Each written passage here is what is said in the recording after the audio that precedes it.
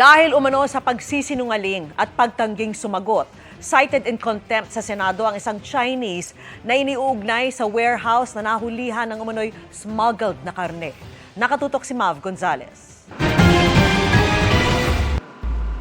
Mahigit isang taon matapos ang raid sa warehouse sa Cavite kung saan nasabat ang halos 100 milyong pisong halaga ng frozen meat at iba pang pagkain, naaresto ng Bureau of Immigration ang Chinese national na si Shi Chaokun, isa sa mga umuupa sa naturang warehouse. Nahuli siya sa NAIA Terminal 1 itong Biyernes matapos subukang lumabas ng bansa.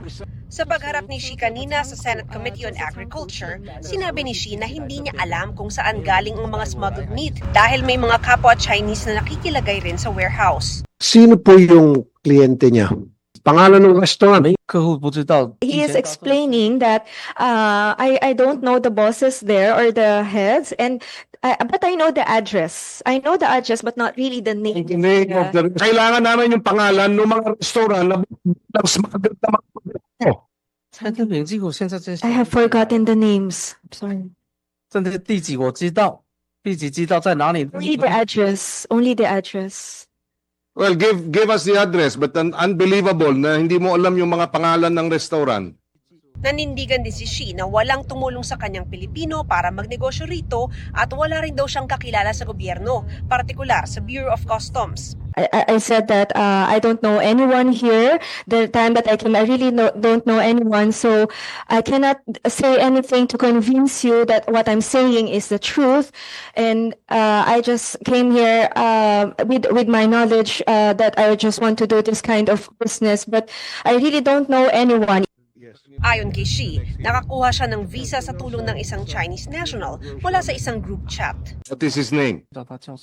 I don't know his real name or exact name because in the group chat, in WeChat, so they always use their alias.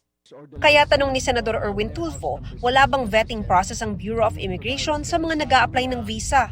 Sinecheck po namin yung mga documents po na pinipresent po nung aplikante.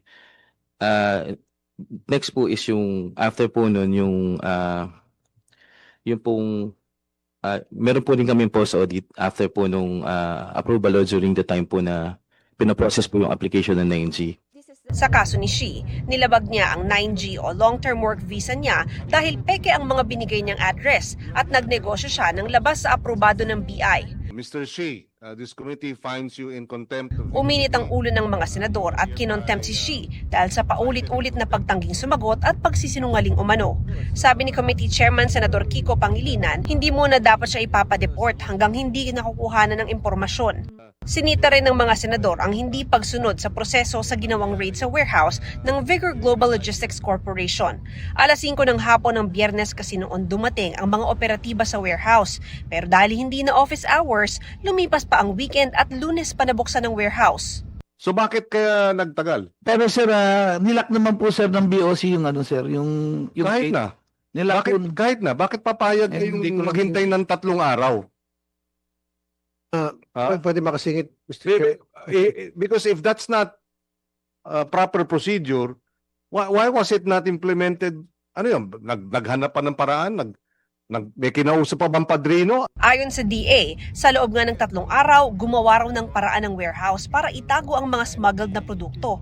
Hinarangan pa raw ng mga kalat, sasakyan at peking pader ang cold storage facility. Nung lumapit kami sa dulo, namin malansa. So pinatanggal ko sir yung mga basura at saka pinatanggal ko yung nakaparadang coaster, then pinagiba ko na po yung nung kinato ko sir halo. Sabi ko hindi pader. So pinagiba ko sir yung pagpagawa ko ng butas. So that's why nakapasok kami doon sa loob, nakita yung mga cold storage. Ayon sa may-ari ng warehouse, hindi nila alam na smuggled pala ang nilagay ng mga umuupa sa kanila. Usually kasi we don't mind kung ano yung, hindi namin na monitor yung ano po nila, activity nila po. Kasi we just lease the property lang po.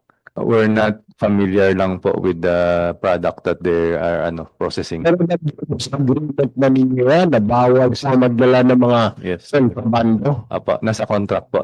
Sa ngayon, mananatili sa kustudiya ng Senado si Shi. Para sa GMA Integrated News, Mav Gonzalez, nakatutok, 24 oras.